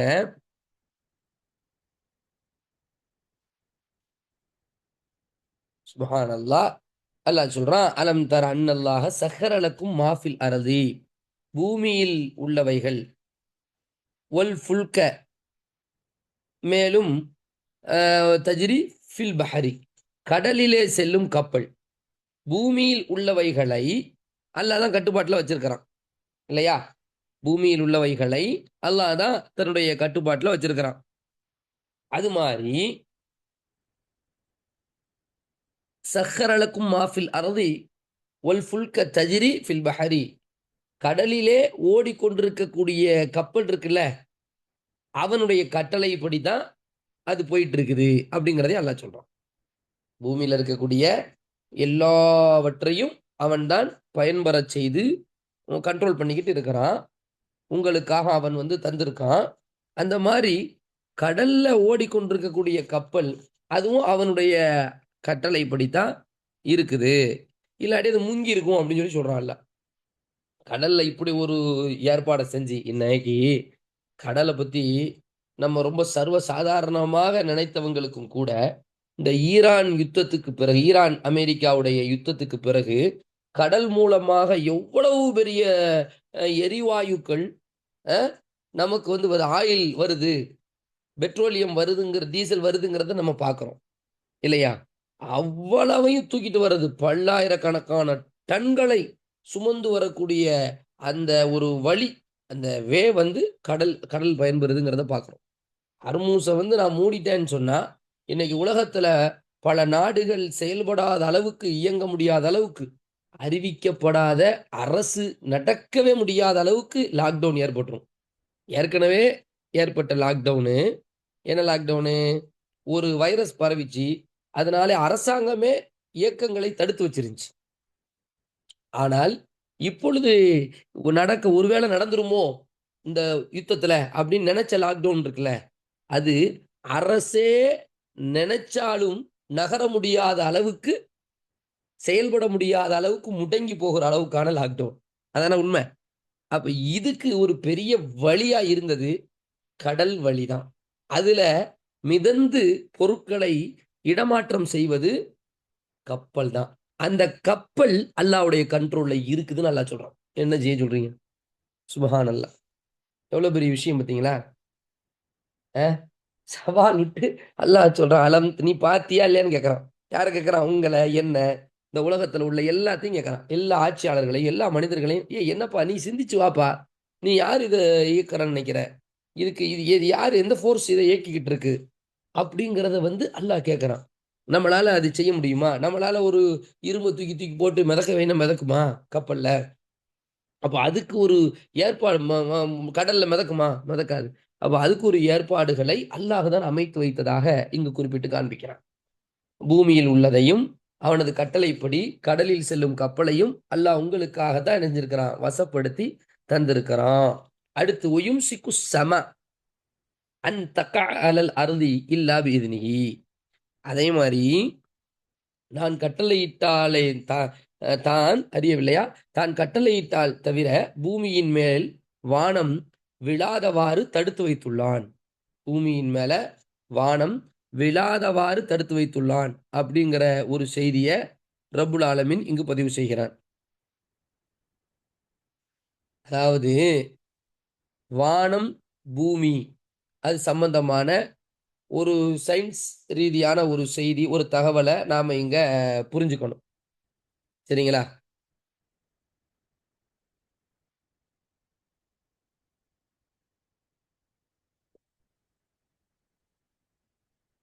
பொதுவாக அல்லாஹ் ரப்புல் ஆலமீன் இந்த முகடுன்னு இருக்கு. இப்போ நம்ம வீட்டில் நம்ம உட்காந்துட்டு இருக்கோம், ஒரு ரூம்ல உட்காந்து பேசிட்டு இருக்கிறோம், வீடுகளில் உட்காந்து பேசிட்டு இருக்கோம். வெயில்ல இருந்து நம்மளை தடுக்கக்கூடியதாக மேலே வந்து என்ன செய்யப்பட்டிருக்கு? முகடு, கான்கிரீட் போட்டிருக்காங்க மேலே, இல்லையா? அந்த கான்கிரீட்ல தான் நம்ம உட்காந்துக்கிட்டு இருக்கிறோம். சரியா? ஒரு கால் இந்த கான்கிரீட் விழுந்துட்டுனா நம்மளால இருக்கவே முடியாது. ஆனா விழாத அளவுக்கு நம்மளால முடிஞ்ச அளவுக்கு செக்யூர் பண்ணி வச்சிருக்கிறோம். பயங்கரமா தூண்கள்லாம் நட்டி, ஏன்னா இவ்வளவு பில்லர்ல எத்தனை கலவை எப்படி கலக்கணும், என்னென்ன கம்பிகளை நீங்க வந்து போடணும், எத்தனை எம்எம்ல அந்த கம்பி இருக்கணும், சிமெண்ட் அதுல எவ்வளவு தண்ணி கலக்கணும், எவ்வளவு மணல் கலக்கணும், எல்லாம் மிக்ஸ் பண்ணி இன்ஜினியர் யாரு இப்படி போட்டு ஒரு பில்டிங் மேல மேல மேல மேல மேல பில்டிங் கட்டி நாம வந்து சேஃப் ஜோன்ல உட்கார்ந்துட்டு இருக்கோம். அல்லாஹ் இங்க யாரை பத்தி பேசுறான்? நம்ம இருக்கிற தமாத்துண்டு பில்டிங்கை பத்தி பேசல. அவன் ஒட்டுமொத்த உலகத்துக்கும் மேல இருக்கப்பா வானம். என்னையாவது ஒரு டமால் டிமின்னு கீழே விழுதா அப்படின்னு அல்லாஹ்வுடைய கேள்வியா இருக்குது. என்னைக்காவது அப்படி கீழே விழுதா அப்படிங்கிறது அல்லாஹ்வுடைய ஒரு கேள்வி. யோசிச்சு பார்க்க முடியாத, சிந்திச்சு இதெல்லாம் வந்து அல்லாஹ்வுடைய வல்லமைய புரிய வைக்கிற கேள்வி. இப்ப இந்த பூமி வந்து சுத்துது. பூமி 2 வகையா சுத்துறத நீங்க சயின்ஸ்ல வந்து படிச்சிருப்பீங்க. என்னதெல்லாம் சொல்லுங்க பார்ப்போம். என்னடா இவன் வேற இன்னைக்கு சயின்ஸ் கிளாஸா, என்ன கிளாஸ், என்ன புரியும், எல்லாத்தையும் கேட்கிறார் அசரத்து. ம். பூமியை பத்தி உங்களுடைய ஒப்பீனியன், இந்த சுத்தத்தை மட்டும் சொல்லுங்க. மேலிருந்து கீழும் இடமிருந்து வலமாகவும் சுற்றுது. அதுக்கு இடமிருந்து சொல்லுவாங்க வலமாகவும் வலம். அதாவது இதான். பூமி ம் ம் அதாவது பூமி தன்னைத்தானே சுத்திக்குது. அதாவது ரவுண்ட் அடிச்சுக்கிட்டே போகுது. ரவுண்ட் அடிச்சுக்கிட்டே எங்க போகுது அப்படின்னு சொல்லி போகும்போது சூரியனை சுத்திக்கிட்டு இருக்கு. அது தகவல் வந்து வந்துட்டு வாட்ஸ்அப்ல என்ன செஞ்சுட்டாங்க, சாரி வாட்ஸ்அப்பா, இந்த கமெண்ட்ல போட்டாங்க. தன்னைத்தானே சுத்திட்டு சூரியனையும் சுத்துது. கரெக்ட் ஆன்சர் போட்டீங்க. 2 வந்துருச்சு அதுல. தன்னைத்தானே சுத்துது, சூரியன் சுத்து. உதாரணத்துக்கு நம்ம நம்ம நம்ம ரவுண்ட் அடிச்சுக்கிட்டே காரை சுத்துற மாதிரி கற்பனை பண்ணிக்கிடுங்களேன். நம்ம ரவுண்ட் அடிச்சுக்கிட்டே காரை சுத்துற மாதிரி எப்படி இருக்கும்? இந்த பம்பரம் சுத்திக்கிட்டே சுத்தும் பாருங்க. பம்பரத்தை நீங்க உருட்டி விட்டீங்கன்னா அது சுத்திக்கிட்டே அப்படி ரவுண்ட் அடிச்சுக்கிட்டே வருமா? அந்த மாதிரி சூரியன் என்ன செய்யுது? தன்னைத்தானே சுத்திக்குது. சுத்திக்கிட்டே பூமியை சுத்துது. சரியா? சாரி, சூரியனை சுத்துது. அதாவது பூமி தன்னைத்தானே சுத்திக்குது, சுத்திக்கிட்டே பூமியை சுத்துது. சரியா? இதான் இதான் அமைப்பு. ரைட். அந்த பூமிக்குள்ள யார் இருக்கா? நாமெல்லாம் இருக்கோம். ஏதாவது உங்களுக்கு தெரியுதா சுத்துறோன்னு? எதுவுமே தெரியலையே. கொஞ்ச நேரம் ராட்டினம் ஆடிட்டு வந்து அம்மா தலை சுத்துதுன்னு உட்காந்துக்கிறோம். சுத்தாத தலையை சுத்துதுன்னு உட்காந்துக்கிறோம். அப்படித்தானே? தலைப்பாட்டுக்கு நேராக தான் இருக்கும், ஆனா சுத்துது. நம்மளால முடியல, மேல பேலன்ஸ் பண்ண முடியல. யதார்த்த ஃபேக்ட். ஆனால் பூமி சுத்துது. சரி, எவ்வளவு ஸ்பீட்ல சுத்தும்? நீங்க பைக்ல போயிட்டு வர்றீங்கல்லம்மா, அதுவும் நீங்களாம் பைக் ஓட்டுறது ரொம்ப நல்லதா இருக்கு. ரோட்ல என்ன சல்லு புல்லுன்னு போட்டு பயங்கர அட்வான்ஸா தான் ஓட்டுறாங்க. பைக் ஓட்டுற வேகம் இருக்க ஒரு நார்மலா ஒரு 30 கிலோமீட்டர்ல இருந்து ஆரம்பிக்குது. 20, 30, ஏன்னா 40, 80, 120, 160, 350, இதெல்லாம் வந்து ரேசர் ஓட்டுற ஸ்பீடு. உண்மையிலேயே நம்ம பிள்ளைங்கலாம் ஓட்டக்கூடாது. அப்படி ஓட்டுறதுனால தான் விபத்துக்கள் கண்ட மாதிரி நடக்கிறத பார்க்குறோம். ஏன்னா பூமி தன்னைத்தானே சுத்துற வேகம் 1000 670 கிலோமீட்டர் தன்னைத்தானே சுத்திக்கிற வேகம் 1670 கிலோமீட்டர். சரியா? சூரியன் அது சுத்துதுல, அப்படி சுத்துதுல, சுத்தி வர்றது 1,07,000 கிலோமீட்டர் ஸ்பீடா. என்ன நடந்துட்டு இருக்கு நம்மளை சுத்தி?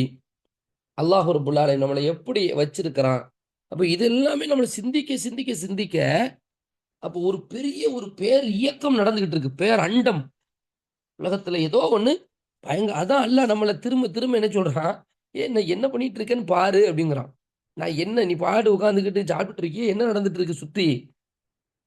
அல்லாஹ்னா என்ன, வல்லமைனா என்ன, கதீர்னா என்ன, லத்தீஃப்னா என்ன, ஹபீர்னா என்ன, அலீம்னா என்ன, கனினா என்ன, ஹமீதுனா என்ன, அலீம்னா என்ன? சரிங்களா? சரி, இந்த பூமி இந்நேரம் என்ன செஞ்சிருக்கணுங்க? இவ்வளோ பெரிய இவ்வளோ வேகத்துல சுத்தக்கூடியது முகடு இல்லாம. வானத்தை பாக்குறீங்க, இப்படி கீழே பூமியில நம்ம இருக்கிறோம், எந்த விதமான தூணுமே கிடையாது இடையில. நம்ம சொன்னோம்ல, வீட்டுக்குள்ள உட்காந்துக்கிட்டு இவ்வளவு கான்கிரீட்ல இவ்வளவு தூணு இவ்வளவு பில்லர் நமக்கு இருக்கு. ஆனா எந்த பில்லரும் இல்லாம அப்படின்னு சொன்னா அல்லாஹ் குர்ஆன்ல வாசகத்துல சொல்லும்போது சொல்றான், நீங்கள் பார்க்கின்ற தூண் இல்லை அப்படின்னு சொல்றான். நீங்கள் பார்க்கின்ற தூண் தான் கிடையாது, நீங்க பார்க்காத தூண் இருக்கு. அது ஈர்ப்பு விசையை சொல்லலாம், ஈர்த்து பிடிச்சு வச்சிருக்கு.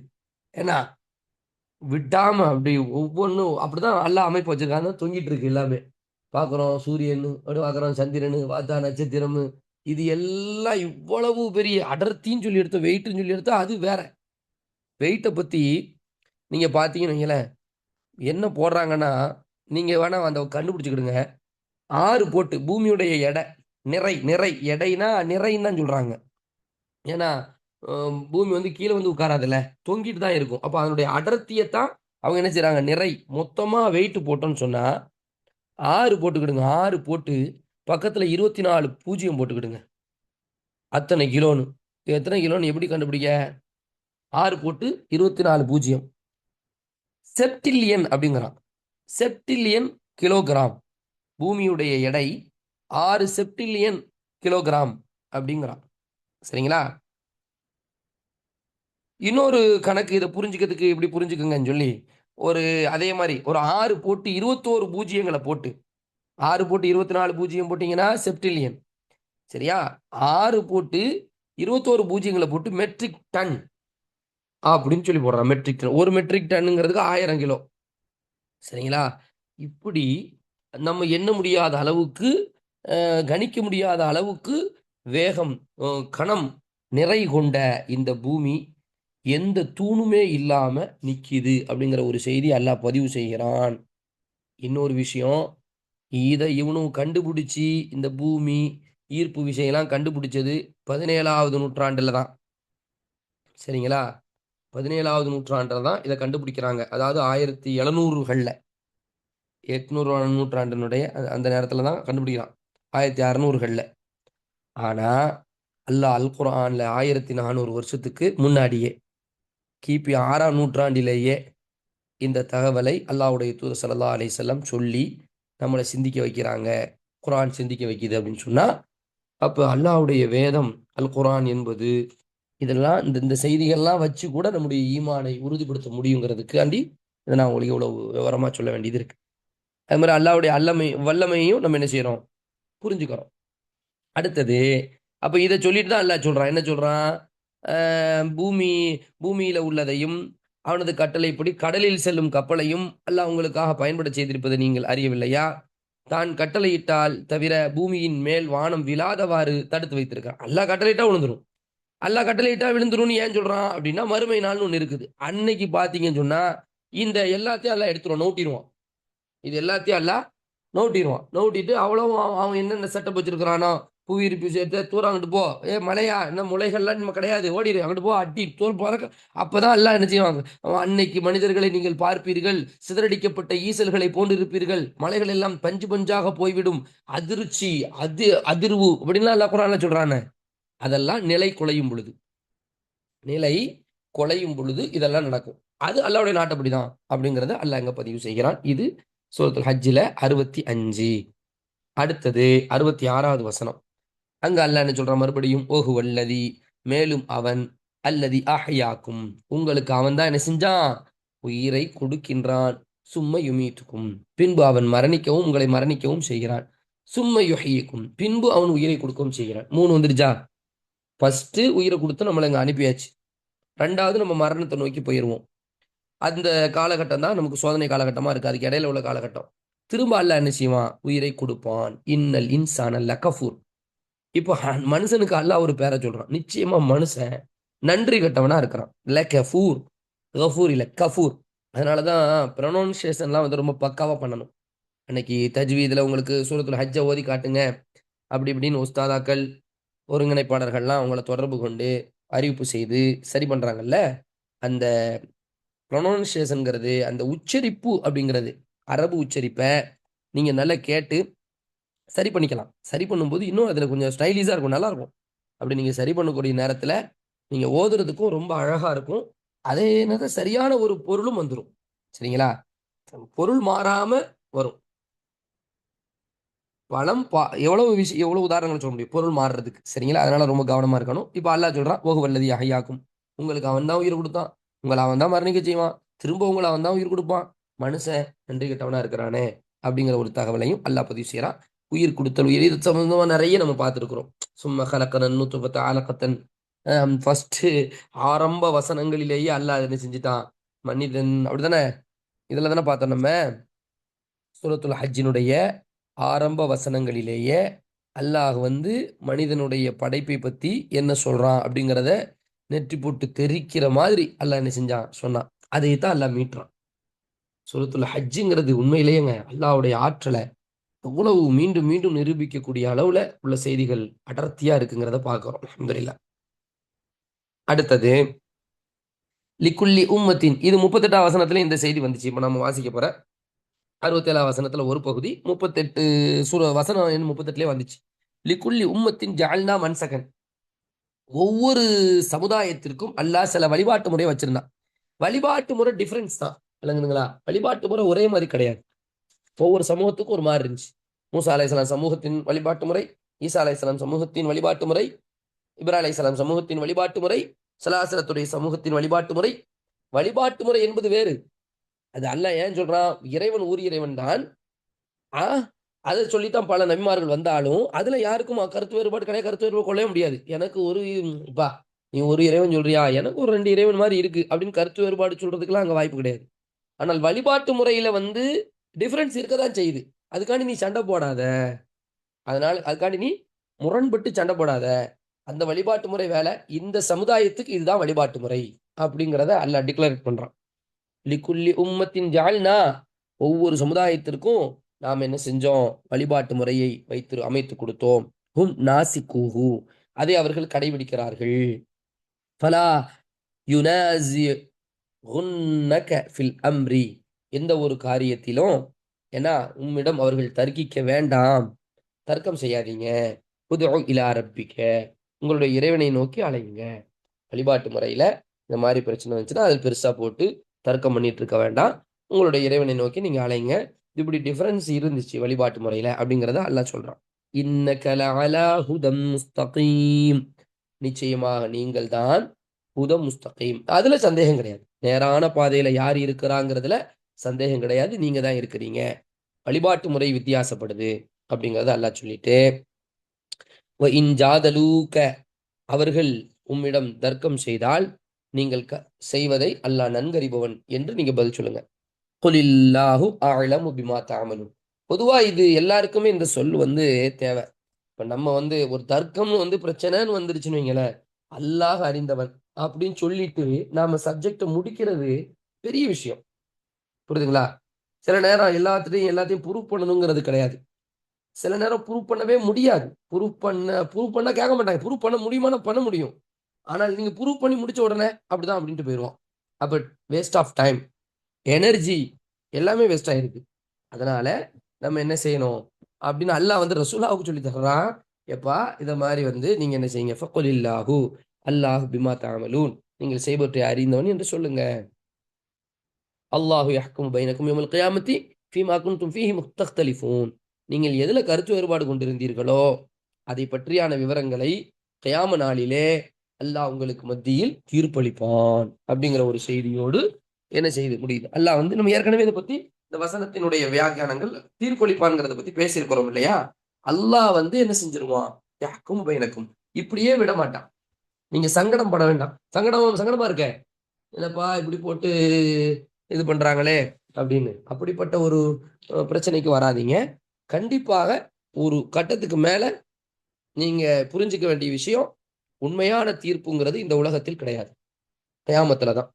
அந்த நாள்ல சில நேரம் அப்படித்தானே வந்துருது.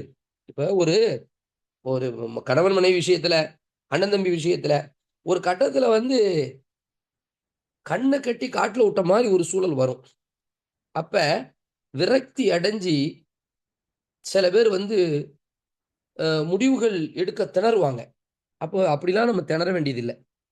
யாக்கும் ஒரே அல்லாட்ட சொல்லிருங்க, யா அல்லாஹ், அல்லாஹ்க்கு தெரியும். அல்லாஹ் ஹாக்கிம், அஹ்கமுல் ஹாக்கிமீன், மாலிக் யௌமித்தீன், யஹ்குமு பைனக்கும் யௌமல் கியாமா, கியாம நாளில் உங்களுக்கு மத்தியில நமக்கு மத்தியில அவன் தீர்ப்பளிப்பான்ங்கிறது ஒரு அற்புதமான ஒரு தீர்வுங்கிறதையும் இந்த இடத்துல நம்ம புரிஞ்சுக்கணும். அல்லாஹ்வுடைய அருளால இன்றைக்கு நாம 61வது வசனத்திலிருந்து 69வது வசனம் வரைக்கும் நாம பார்த்திருக்கிறோம். இன்ஷா அல்லாஹ், அல்லாஹ் நாடினால் நாளைய தினம் நம்ம 70வது வசனத்திலிருந்து 78 வரைக்கும், அதாவது சூரத்துல் ஹஜ்ஜை வந்து நிறைவு பெறுவோம். நாளைக்கு நிறைவு பெறுவோங்கிறதுனால ஒரு வேளை நம்ம வந்து கரெக்டாக கொண்டு போய் முடிக்குவோம். முன்ன பின்ன இருந்துச்சுன்னா ஒரு 5-10 நிமிஷம் கூடுனாலும் இன்ஷா அல்லாஹ் பொறுத்துக்கிடுங்க நாளைக்கு. இன்ஷா அல்லாஹ் இப்போ உங்களுடைய கேள்விகள் சந்தேகங்களை நீங்க என்ன செய்யலாம், தாராளமாக கேட்கலாம். வாஹிர் தாவானா அல்ஹம்துலில்லாஹி ரப்பில் ஆலமீன். அஸ்ஸலாமு அலைக்கும் வரஹ்மத்துல்லாஹி வபரகாத்துஹு.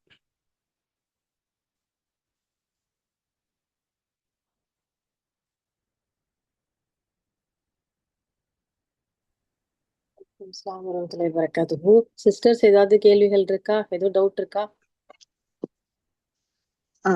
அஸ்ஸலாமு அலைக்கும் உஸ்தாத். வரஹ்மத்துல்லாஹி. இப்போ அல்லாஹ்வுடைய உருவம் பத்தி நம்ம பேசிட்டு இருந்தீங்க. ஃபைன். அது வந்து அல்லாஹ் அவனுடைய அஸ்மால் ஹுஸ்னால சொன்ன மாதிரி அக்கார்டிங் டு ஹிஸ் எபிலிட்டி அல்லாஹ் வந்து தன்னை வந்து வெளிப்படுத்துவான். Okay, fine. இப்போ வந்து இது ஒரு நான் முஸ்லிம் நம்ம கிட்ட கேக்குறான்னா நம்ம அவங்களுக்கு வந்து எப்படி அது எடுத்து சொல்லுவீங்க? ரொம்ப சிம்பிள்மா, ரொம்ப சிம்பிள். அதாவது நான் ரொம்ப சிம்பிளான விஷயம். எப்பா ஒரு ஒரு உருவத்தை காமிச்சு தான் நீ வந்து அவங்க அப்படி பழக்கப்பட்டிருக்காங்க. ஒரு உருவம் இல்லை. அந்த நான் முஸ்லீமை பொறுத்த வரைக்கும், முஸ்லீம் அல்லாதவர்களை பொறுத்த வரைக்கும் ஒரு உருவம் இல்லை. அவங்க பல உருவங்கள்னு சொல்றாங்க. ஒரு மனுஷனா கை கால் இருக்குங்கிறாங்க. அதனால உருவம் வச்சதுனால என்ன ஆகுது அப்படின்னா பாருங்க, கடவுளை சில பேர் 2 பெரிய கண்ணு வச்சிருப்பாங்க, ஒரு கையில கத்தி வச்சிருப்பாங்க, வாள் வச்சிருப்பாங்க. இப்படிலாம் வந்து கடவுளை கற்பனை பண்றாங்க. இது எல்லாமே கற்பனை உருவம். அப்ப இதைத்தான் நம்ம சொல்றோம். அல்லாஹ் எப்படி இருப்பான்னு நமக்கு தெரியாதனால நம்ம எப்படி வேணாலும் இருப்பான்னு வைக்கக்கூடிய இந்த சிந்தனை, இது வந்து அடிப்படையில் தவறு. அல்லாஹ்வை நாம் எல்லோரும் பார்க்கத்தான் போகின்றோம். இன்ஷா அல்லாஹ் மறுமையில தான் அவனுடைய முழு உருவம் தெரியும் அப்படின்னு நம்ம விளக்கம் கொடுக்க வேண்டியதுதான். Okay sir. இதுதான் வந்து 42:11 வந்து அல்லாஹ்வுடைய உருவம் பத்தி பேசும்போது அந்த ஆயத்தானே சொல்றாங்க. 42:11 சொல்லுங்கம்மா. 42:11 வந்து அல்லாஹ்வுடைய உருவம் பத்தி பேசும்போது அந்த அந்த ஆயத்தை தான் கோட் பண்றாங்க. ஒரு நிமிஷம். பாத்திரு ஸமாவாதி வல் அர்தி ஜஅல லக்கும் மின் அன்ஃபுசிக்கும் அஸ்வாஜ. அவன் வானங்களையும் பூமி 42ல தானே சொன்னீங்க? Ustad. Very good, very good, very good. Super. Correct, correct. சூப்பரா அந்த வசனத்தை எடுத்து கொடுத்துட்டீங்க. பாருங்க, லைஸ கமிதிலிஹி ஷைஉன், அவனை போன்று எதுவும் இல்லை. இதுதான் நீங்க நம்ம கவனிக்க வேண்டியது. நல்ல இது எதுக்கு அப்படின்னா, நான் சொன்ன பத்தியில அவன் எப்படி இருப்பான் என்று நாம் உதாரணம் காண்பிக்க முடியாது. எப்படி இருப்பான் என்று நாமளா ஒரு டிராயிங் பண்ணவும் முடியாது. அதான் லைஸ கமிதிலிஹி ஷைஉன், அவனை போன்று எதுவும் இல்லை. அல்லாஹ் இருக்கான், கேட்கான், பார்க்கறான், இருப்பான், அதெல்லாம் ஓகே. அவனை போன்று எதுவும் இல்லைங்கிற செய்தி அல்லாஹ் பதிவு செய்கிறான். நீங்க எதுக்கு இது ஆதாரமா கொண்டு வந்தீங்க? அதுக்குதான் இப்போ அல்லாஹ்வுக்கு உருவம் பற்றி பேசும்போது, சரி இப்போ நீங்க வந்து சொன்னீங்கல்ல, அல்லாஹ் ரசூல் ஸல்லல்லாஹு அலைஹி வஸல்லம் வந்து மேராஜ்ல பார்க்கும்போது இதுல அதே இது ஆயிஷா ரலியல்லாஹு அவங்களுடைய ஹதீஸ் இருக்குல்ல, யாராவது அல்லாஹ்வை பார்த்துட்டாங்க அப்படி ரசூலுல்லாஹ் சொல்லிட்டாங்கன்னா அவங்க பொய் உரைச்சிட்டாங்க அப்படின்னு சொல்லி இருக்குதுல்ல. ஆமா, ஆமா, ஆமா, ஆமா, ஆமா. அப்போ அதை எப்படி நம்ம சொல்லிக்கிறது? பார்த்துட்டாங்கன்னா இந்த இடத்துல உங்க டவுட் என்ன? எனக்கு புரியல. இல்ல நீங்க வந்து நீங்க சொன்னீங்க பின் மறைவுல அவங்கள ரசூல்லா வந்து அல்லாஹ்வை பார்த்திருக்கிறாங்க அப்படின்னு நீங்க சொல்றீங்க. ஆனா பின்மறைவு இல்ல, திரைமறைவு. ஓகே திரை ஸ்கிரீன். ஓகே ஓகே திரைமறைவுல அல்லாஹ் வந்து அல்லாஹ்வை பார்த்ததா இருக்கு. பட் ஆயிஷா ரலியல்லாஹு அவங்களுடைய ஹதீஸ் இருக்குல்ல, யாராவது ஒண்ணு அல்லாஹ்வை ஏம்மா, பார்த்துட்டாங்கன்னு ரசூல்லா சொன்னாங்கன்னா திரைமறைவுலன்னா பார்க்கலாம் தான் அர்த்தம். ஓகே சரியா? இல்ல இப்ப ஹதீஸ்ல ஆயிஷா ரலியல்லாஹு அவங்களோட ஹதீஸ் அப்படிதான் இருக்குதா? அப்படி ஹதீஸ் இருக்கு.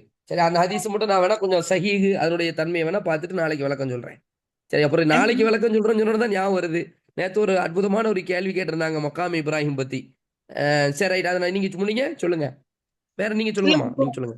அப்ப வந்து இந்த ஹதீஸ் ஆயிஷா ரலியல்லாஹு அவங்க சொன்னது வந்து யாரோ ஒருத்தர் வந்து ரசூல்லா வந்து அல்லாஹ்வை பார்த்துட்டாங்க சொன்னாங்கன்னா அவங்க போய் உரைச்சிருக்கிறாங்க அப்படின்னு சொன்ன அந்த ஹதீஸ் தானே சஹீஹா இருக்கும். அந்த ஹதீஸ் தான் சஹீஹா இருக்கும். இருந்தாலும் நம்ம இருக்குன்னு சொல்ல வேண்டாம். நம்ம நாளைக்கு பார்க்குவோமா அதை பத்தி? இன்ஷா அல்லாஹ். Okay sir. இன்ஷா அல்லாஹ். வேற சொல்லுங்க. நீங்க வேற சொன்ன ஹதீஸ் வந்து கரெக்ட் தான். அதுலயுமே அந்த ஹதீஸ் படியுமே வந்து என்னன்னா, அவங்க திரைக்கு பின்னாடி பார்த்தத நேரடியா யார் ரசூல்லா வந்து அல்லாஹ்வை பார்த்தாங்க அப்படின்னு யாராவது சொன்னீங்கன்னா நீங்க அது பொய் உரைச்சிட்டீங்கன்னு சொன்னாங்க. சேம் நீங்க சொல்ற ஹதீஸுக்கு அதுதான். அதைத்தான் ஆயிஷா அதுதான். ரலியல்லாஹு அந்த ஹதீஸ்ல சொல்றாங்க. இல்ல, அதுக்கு தான் அவங்களும் சிஸ்டரும் அதுக்கு தான் அந்த ஆதாரத்தை கொடுக்குறாங்க. அந்த செய்தி எடுத்து வச்சுட்டு அதுக்கு தான் கொடுக்குறாங்க. இருந்தாலும் அந்த ஹதீஸுடைய ஷர்மிளா சொல்லுங்க. சிஸ்டர், நீங்க அதை தானே சொல்ல வரீங்க? ஆமா ஆமா அதுதான் ஆமா அப்படிதானே இருக்குது. ஆமா, அதைத்தான் சொல்ல வராங்க. அதைத்தான் சொல்ல வந்து நம்ம இருக்கிற எல்லாத்துக்குமே இன்னொரு கிளியர் கட்டா விளக்கம் கொடுக்கணும்னு நினைக்கிறாங்கன்னு நினைக்கிறேன். கரெக்டா ஷர்மிளா சிஸ்டர்? இருக்கலாம் இன்ஷா அல்லாஹ். சரி, இன்னொரு பக்கம் இன்னொரு விஷயம், நம்ம இன்னொரு சிஸ்டர் நேத்து இன்னொரு கேட்டிருந்தாங்க இல்லையா? அதாவது என்ன அப்படின்னு சொன்னா, மக்காமே இப்ராஹிம் பத்தி. மக்காமே இப்ராஹிம் அப்படிங்கிறது, அது மட்டும் நான் முடிச்சிடுறேன், ஒரு சில நிமிடங்கள்ல முடிச்சிடுறேன். மக்காமே இப்ராஹிம் பத்தி இபாதத்து ரீதியா வரக்கூடியது அப்படின்னு சொன்னா, அல்லாஹ்வுடைய தூதர் ஸல்லல்லாஹு அலைஹி வஸல்லம் இந்த உம்ரால தவாஃப்லாம் செஞ்சு ஒரு தவாஃபும் நிறைவு பெறும் பொழுது மக்காமே இப்ராஹிமுக்கு நேராக நின்று நாம வந்து ஒரு 2 ரக்காத்து தொழுது, முதல் ரக்காத்துல குல்யாயுல் காஃபிரூன், 2ஆம் ரக்காத்துல குல்ஹுவல் அஹத், இப்படி நம்ம தொழுது முடிக்கும் பொழுது அது என்ன செய்யும்? நிறைவு பெறும். அப்படிங்கிறது இபாதத்து ரீதியா உள்ளது. வரலாற்று ரீதியா உள்ளது, இப்ராஹிம் அலைஹிஸ்ஸலாம் அவர்கள் நின்ற ஒரு இடத்தை குறிப்பிட்டு அந்த மக்காம் இப்ராஹிம் என்று ஒரு பெயர் அந்த நின்ற கால் தடம் இருந்துச்சு, பின்னர் அழிஞ்சிச்சுங்கிற செய்திகள்லாம் இருக்குது. ஏன்னா, ஆனால் அது நின்ற இடம் மட்டும் இல்லை, அந்த ஒரு குறிப்பிட்ட ஏரியாவையே நாம வந்து தொழுமிடமாக ஆக்குறதுக்கு தான் அல்லாஹ் என்ன செய்றார்? வத்தஹிது மின் மக்காமி இப்ராஹிம் அப்படிங்கிறத வந்து அங்க இப்ராஹிம் நின்ற இடம் அப்படின்னு சொல்லி அல்லாஹ் ரப்புல் ஆலமீன் சொல்லி காண்பிக்கிறான். அதுல ஒரு கல்லும் இருக்கு. அந்த நீங்க இப்ப நம்ம பார்க்குற அந்த தங்க நிறத்துல இருக்கக்கூடிய அந்த அந்த கூண்டுக்கு உள்ள ஒரு ஒரு கல் இருக்கு, இப்ராஹிம் அலைஹிஸ்ஸலாமுடைய காலடிப்பட்டது அப்படின்னு சொல்லி எடுத்து வச்சிருக்கிறாங்க. வரலாற்று ரீதியா அதுக்கு எதிர்ப்பாக யாருமே எந்த கருத்துமே சொல்லலை. ஏன்னா, ஆனா அந்த பகுதிங்கிறது இல்ல, அதை சுற்றி இருக்கக்கூடிய அந்த கிழக்கு பகுதி, காபாவுக்கு கிழக்கு பகுதியில் இருக்கக்கூடிய அந்த ஏரியாலே நீங்க நின்று என்ன செய்யலாம்? தொழலாங்கிற ஒரு கருத்தை சொல்றாங்க. வரலாற்று ரீதியில இப்ராஹிம் அலைஹிஸ்ஸலாம் அவர்களுடைய உழைப்ப என்ன செய்யுது? அந்த கல்லு உலகத்துக்கு காட்டுது. அல்லாஹ்வுடைய பாதையில இபாதத் ரீதியா மார்க்கத்துக்காக வேண்டி நாம வந்து பாடுபடணுங்கிற ஒரு உணர்வையும், இப்ராஹிம் அலைஹிஸ்ஸலாம், இஸ்மாயில் அலைஹிஸ்ஸலாம் நாம் இப்ராஹிம்களாக இருக்கணும், இஸ்மாயில்களாக இருக்கணுங்கிற ஒரு உணர்வையும் இன்றைக்கு உலக மக்களுக்கு பெயரால் உணர்த்தி கொண்டிருக்கக்கூடிய அல்லாஹ்வுடைய அத்தாட்சி தான் மக்காமே இப்ராஹிம் அப்படிங்கிறதையும் நம்ம என்ன செய்யணும்? உணர்வு ரீதியா, ஆன்மீக ரீதியா நமக்கும் அந்த மக்காம் இப்ராஹிமுக்கும் நிறைய தொடர்புகள் இருக்கு. அதுக்குன்னு அதை தொடுறது, அதை முத்தமிடுறதுக்கெல்லாம் மார்க்கத்துல அனுமதி இல்லை. அதையும் நீங்க என்ன செய்யணும்? விளங்கிக்கணும். அதை போய் என்ன செய்யும்? ஹஜ்ருல் அஸ்வதை வந்து தொடும்போது சில இப்ராஹிம் உமர் அலிலான்னு சொன்னாங்க, நீ வந்து சொர்க்கத்துக்கல், ஹஜ்ருல் அஸ்வத் சொர்க்கத்துக்கல், மக்காம் இப்ராஹிம் சொர்க்கத்துக்கல்லாம் கிடையாது. விளங்குதா? அப்ப ஹஜ்ருல் அஸ்வதை தொடும்போது சொன்னாங்க உமர் அலிலானு, நீ ஒரு கல்லு, சரியா? இருந்தாலும் எங்களுடைய நபி உன்னை முத்தமிடுவதை பார்க்காவிட்டால் நான் என்ன செஞ்சிருக்க மாட்டேன், பார்த்துட்டு உனக்கு முத்தமிட மாட்டேன் அப்படின்னு சொன்னாங்க. இதெல்லாம் என்ன செய்யலாம்? ஞாபகத்துக்கு வச்சுக்கணும். மக்காமே இப்ராஹிம் என்பது வந்து இப்ராஹிம் அலைஹிஸ்ஸலாம் அவருடைய வரலாறை நன்கு பறைசாற்றக்கூடிய ஒரு சிறப்பான ஒரு இடங்கிறதையும் நான் உங்களுக்கு சொல்லிக் கொடுறேன். இதை தான் ஃபர்ஸ்ட் ஆரம்பிக்கும் போது சொல்லணும்னு நினைச்சேன். சரியா? அல்லாஹ்வுடைய வல்லமைன்னு உடனே அதுக்குள்ள போயிட்டேன். அல்லாஹ்க்காக ஒரு நாள் 24 மணி நேரம் பொறுத்துக்கிட்டாங்க. ஏன்னா அல்லாஹ் ரப்புல் ஆலமீன் உங்களுக்கு மென்மேலும் மார்க்க அறிவை வளர்த்துக் கொள்ளட்டும், அல்லாஹ் தரட்டும்னு துவா கேட்டுக்கொள்கிறேன். வேற ஏதாவது டவுட் இருக்கா, கேள்விகள் இருக்கா? அஸ்ஸலாமு அலைக்கும் முடிச்சுக்குவோமா? சார். சொல்லுங்க உஸ்தாத். நான் தான் இந்த கொஸ்டின் கேட்டேன். நான் என்ன கேட்டேன் அப்படின்னா, இப்ப அது சீரமைக்கும்போது அவங்க அந்த ஒரு பகுதியில மட்டும் நின்றுக்க மாட்டாங்கல்ல. ஏன் அது குறிப்பா கிழக்கு பகுதி அப்படின்னு நீங்க சொல்றீங்கங்கிறது எனக்கு அதுதான் புரியல. கரெக்ட். இப்ப என்னன்னா இது நான் சொல்ல வந்தது. ஒரு பகுதி அப்படிங்கிறது இதுக்கு 2 காரணம் இருக்கு. ஒண்ணு, மக்கா அந்த இப்ராஹிம் அலைஹிஸ்ஸலாம் நின்ற அந்த கல்லை வச்ச கல்லை ஹெல்ப்புக்கு எடுத்துக்கிட்டாங்க. ஒரு பகுதியில மட்டும் நின்றுக்க மாட்டாங்க. ஆனா உயர உயர கட்டும்போது அந்த கல்லை வச்சே நெஞ்சிருக்கிறாங்க. அதுல நின்னு நின்னு கட்டியிருக்கிறாங்க. அந்த அந்த கல்லை ஏணி மாதிரி பயன்படுத்தி இருக்கிறாங்க, குதிரை மாதிரி பயன்படுத்தி இருக்கிறாங்க அப்படிங்கிறது தான் அந்த மக்காமே இப்ராஹிமுக்கு. சரிங்களா? இன்னொரு கருத்து, ஒரு குறிப்பிட்ட ஒரு இடத்த ரசூல் ஸல்லல்லாஹு அலைஹி வஸல்லம் இந்த இடத்துக்கு பெயர் மக்காமே இப்ராஹிம் அப்படின்னு இந்த இடத்துக்கே அவர் பெயரை வச்சு இந்த இடத்துலயே நீங்க நின்று என்ன செஞ்சுக்கிடுங்க, தொழுது கொடுங்கன்னு ஒரு இபாதத்தை ரசூல்லா அங்கீகரிச்சா. இப்படி 2 கருத்து இருக்கு. ஏன்னா 2 கருத்துக்கும் பெரிய முரணே இல்லை அல்லாஹ்வுடைய கிருபையால. ஒரே ஒரு கருத்து என்ன சொல்றாங்கன்னா, நீங்க அந்த கல்லை மட்டும் பர்டிகுலரா சொல்லாதீங்க. அந்த கல்லை மட்டும் நீங்க வந்து சொல்லாதீங்க, அந்த இடத்தையும் சேர்த்து நீங்க குறிப்பிட்டு சொல்லுங்க. அதனால நீங்க கேட்குறீங்கல்ல அந்த பகுதி அப்படின்னு பார்த்தா 4 பகுதியுமே அவங்க நின்ன இடம் தான், அவங்க நடந்த இடம் தான், அவங்க இருந்த இடம் தான். அந்த கல்லுல இப்ராஹிம் அலைஹிஸ்ஸலாம் நின்றார்கள், இவ்வளவுதான். அதனால அந்த மக்காமே இப்ராஹிம் என்பது அந்த கல்லை கொண்டு வந்து அந்த கிழக்கு பகுதியில வச்சு இந்த இடத்த ரசூல்லா வந்து குறிப்பிட்டு காமிச்சிருக்காங்கிற அடையாளத்துக்காண்டி தான் வச்சாங்க அந்த கல்லை. எனவே அந்த இடம் முழுக்க நின்று தொழுதுக்கிடுங்க அப்படிங்கிற ஒரு கருத்து தான் சொல்லப்படுது. சரிங்களா? சொல்லுங்க. Okay sir. ஜஸாக்கல்லாஹ் ஹைர். சரி, அல்லாஹ் போதுமானவன். வேற வேற ஏதாவது கிராஸ் இருந்தா கேளுங்கம்மா. இப்ப நான் சொன்னதுல விட்டதை ஏதாவது கிராஸ் இருந்தா கேளுங்க. நான் 2வது கேட்டுட்டேன் அப்படின்னு விட வேண்டாம். உஸ்தாத் எனக்கு வேற ஒரு டவுட் இருக்கு. கேட்கலாமா? கேளுங்க கேளுங்க. இப்ப வந்து இந்த பார்ட்டி சம்பந்தமா நிறைய பேர் தர்க்கம் பண்ணிக்கும்போது, நம்ம இந்த வசனத்தை வந்து அவங்க இடையில சொல்லலாமா? அந்த 68, 69 சொன்னீங்கல்ல. நிறைய ஃப்ரெண்ட்ஸ்குள்ள, ஃபேமிலிஸ்குள்ள இப்ப நடந்துட்டு இருக்க பாலிடிக்ஸ் பத்தி தர்க்கம் பண்ணிக்கும்போது, இதை நம்ம சொல்லி அமைதியா போங்கன்றது நம்ம சொல்லலாமா அப்படின்னு? ஒரு நிமிஷம். 60 என்ன சொல்லி நம்ம இப்ப பார்த்தது இல்லையா? ஹஜ்ல. ஆமா ஆமா சார். ஹஜ்ஜிலையா? தர்க்கம் தர்க்கம் செய்யாது. பண்றது தர்க்கம் செய்யாதீர்கள்டா. இந்த வசனத்தை சொல்ல வேண்டியது கிடையாது. இது அல்லாம நிறைய வசனம் இருக்கு. சரிங்களா? தர்க்கம் செய்யாதீர்கள்னு நீங்க சொல்லணும்னு சொன்னா இன்ஷா அல்லாஹ் அதுக்கு எவ்வளோ வசனங்கள் இருக்கு. சரிங்களா? அதெல்லாம் நம்ம என்ன சொல்லலாம். நம்ம வந்து ஒரு ஹபுலுல்லா நம்ம எல்லாரும் முஸ்லீம்களா இருக்கிறதுனால அல்லாஹ்வுடைய கயிறை நீங்க வந்து பற்றி பிடிச்சுக்கிறது. இதுல 3வது அத்தியாயத்துல 103வது வசனம் நோட் பண்ணிக்கிடுங்க. 3ல ஒரே நிமிஷம் கன்ஃபார்ம் பண்ணிக்கிறேன். 103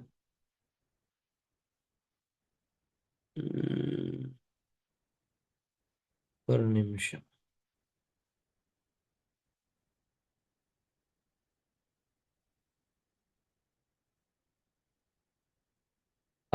103 தான் கரெக்ட் நான் சொன்னது. அல்லாஹ் சொல்றான், அல்லாஹ்வுடைய கயிறை நீங்கள் ஒட்டுமொத்தமாக சேர்ந்து பிடித்துக் கொள்ளுங்கள். வலா தஃபர்ரகு நீங்கள் பிரிந்து விடாதீர்கள். அல்லாஹ் உங்களுக்கு புரிந்த அருளை நினைத்து பாருங்கள். நீங்கள் விரோதிகளாக இருந்த நேரத்தில் உங்களுடைய உள்ளங்களுக்கு மத்தியிலே அல்லாஹ் ஒரு பாலத்தை ஏற்படுத்தினான். என்ன வாஸ்பஹத்தும் பினியாமத்தி இஹ்வானா. எனவே அவனுடைய அருளால் நீங்கள் சகோதரர்களாக மாறினீர்கள். நீங்கள் நரகத்தினுடைய விளிம்பில இருந்தீர்கள். எப்போ நீங்க பிரிஞ்சுக்கிட்டு ஒருத்தர் அடிச்சுக்கிட்டு இருந்தீங்களோ அப்ப நரகத்தினுடைய விளிம்புல நீங்க இருந்தீங்க. ஃபான் கதக்கும் மின்ஹா அதிலிருந்து அல்லாஹ் காப்பாற்றினான். கதாலிக்கு யுபையினுல்லாஹு லக்கும் ஆயாத்திஹி. அல்லாஹ் தன்னுடைய வசனங்களை இப்படித்தான் உங்களுக்கு என்ன செய்யறான், விவரிக்கிறான். லஅல்லக்கும் தஹ்ததூன் நீங்கள் நேர்வழி பெறுவீர்கள் அப்படின்னு இவ்வளவு தெளிவாவே இருக்கு. சரியா? இவ்வளவு தெளிவாவே நம்ம வந்து ஒற்றுமையா இருக்கணும், தேவையில்லாத சண்டைகள் கருத்து மோதல்களை கொள்ளக்கூடாதுங்கிறதுக்கு இவ்வளவு பெரிய நீளமான வசனமே இருக்குது. சரிங்களா? Okay sir. ஓகே, இந்த வசனத்தை காட்டிக்கலாம். இன்னும் எவ்வளவோ சம்பவங்கள் இருக்கு, எவ்வளவு விஷயங்கள் இருக்கு. சரி, ஹைர் இன்ஷா அல்லாஹ். முடிச்சுக்கோமா அப்ப? ஓகே உஸ்தாத். ஜஸாக்குமுல்லாஹ் உஸ்தாதா. அல்ஹம்துலில்லாஹ். அல்ஹம்துலில்லாஹ். سبحانك اللهم وبحمدك أشهد أن لا إله إلا أنت أستغفرك وأتوب إليك. السلام عليكم ورحمة الله وبركاته. السلام عليكم ورحمة الله وبركاته.